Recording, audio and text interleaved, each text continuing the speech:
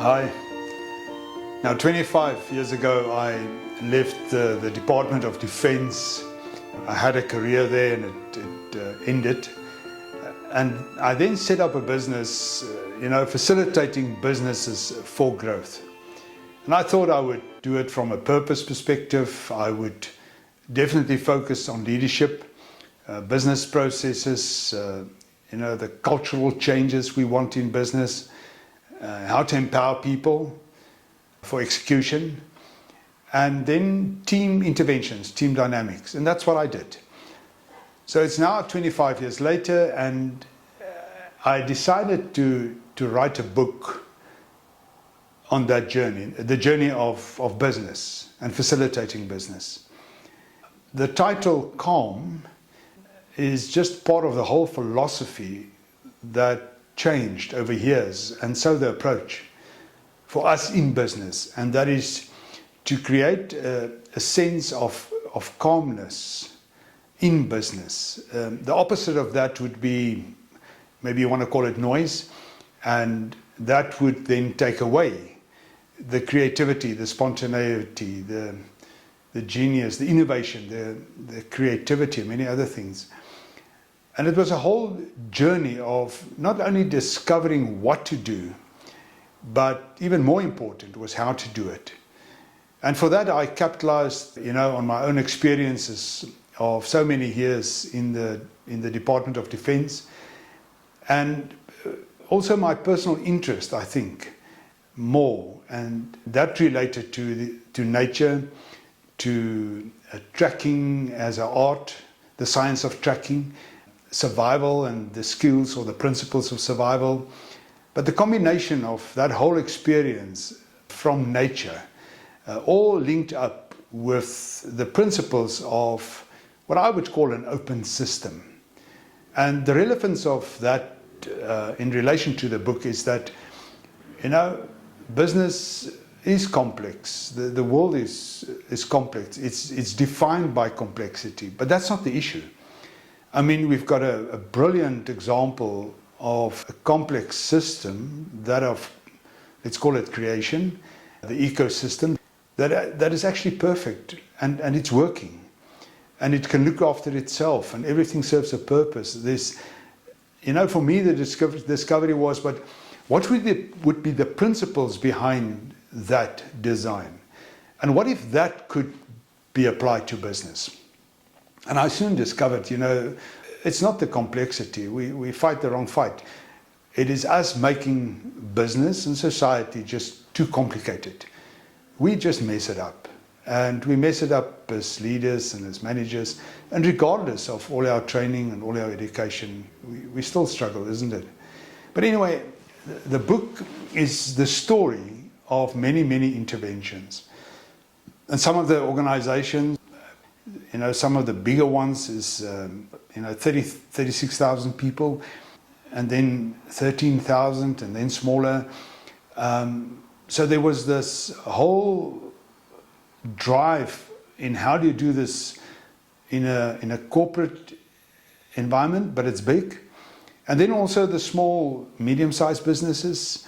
How do you revive that team and that business for purpose in no time? And then get those results that we did get. At times it could be 10 or 15% improvement on the bottom line, but later on it became much, much higher, 40, 50. And the book tells the story, but it also gives away, can I say, the secret for us and what worked for us. And I don't think of it as a recipe, but there was a journey there. And in that journey was process. And in that process we discovered as we learned. So it's that whole learning experience is written in the book in a dialogue between myself and a friend by the name of Zawa. And we have this dialogue conversation. So yes, the first part of the book is the setting and, just using real life examples and numbers to kind of what we did. But the dialogue is more about the how and the whole philosophy behind it, the whole approach. And myself and this guy sitting in a coffee shop and we just talk through it. But I don't want to give it away. I think it's important that you decide for yourself. I personally think it is a book for leaders. It touches on the principles of great leadership. It touches on a life or a journey of more significance in the context of business. But it definitely explains how we got to the improvements, therefore the growth that we wanted or what they wanted. It was a massive learning experience, and I haven't stopped doing this. I still carry on with this. But I just thought, this is a good time to put this book out there for anyone to read. And maybe it might serve a great purpose for people who study leadership, who study, the art of business or great business, very much from a South African perspective, that I understand. And the book is now available as from November 2024. So you're welcome to engage with us, and we will make sure you get a copy of the book. I think it's important that I share this.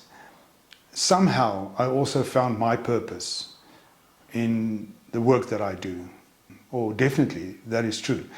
And finding it and redefining it is also part of the journey. And I'm still learning as I go. I'm not saying it's easy to continuously adapt and learn, but we followed a very much organic approach to the facilitation of business. What we did not do was to have an upfront model in what we believe is the right thing for business.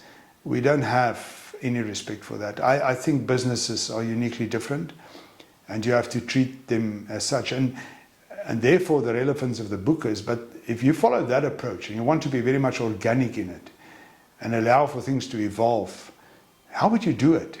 What's the secret? What's the mystery?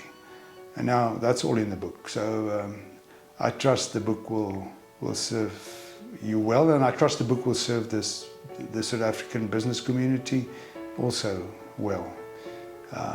The name or the title again is that of Calm, and the subtitle is that of how to advance in business.